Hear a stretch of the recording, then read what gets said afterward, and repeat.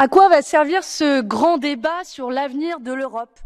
Nous sommes malheureusement nombreux à redouter que cette opération de com n'accouche que d'une souris.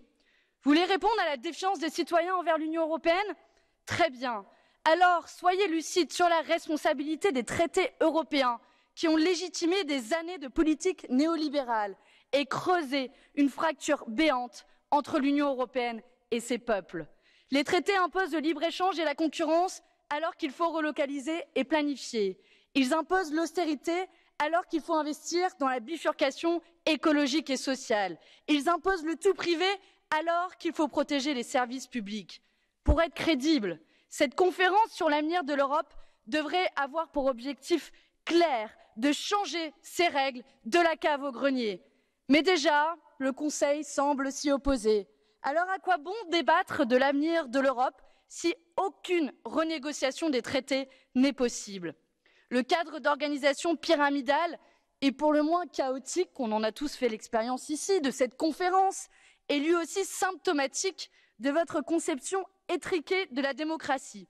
Des pouvoirs très limités aux groupes d'opposition et une participation citoyenne réduite à un simple témoignage. Je vous le dis parce que je l'ai entendu, il ne suffit pas de brandir le mot citoyen si vous ne leur donnez à la fin aucun pouvoir de décision finale dans la procédure.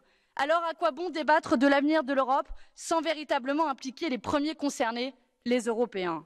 Vous n'apprenez décidément pas de vos erreurs.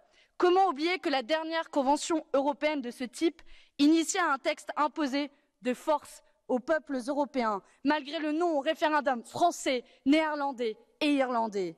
Je lance ici l'alerte. Il serait irresponsable de faire de cette Assemblée une parodie de démocratie visant uniquement à relégitimer des politiques obsolètes. La refondation de la construction européenne mérite mieux qu'une pièce de théâtre où les dés sont pipés.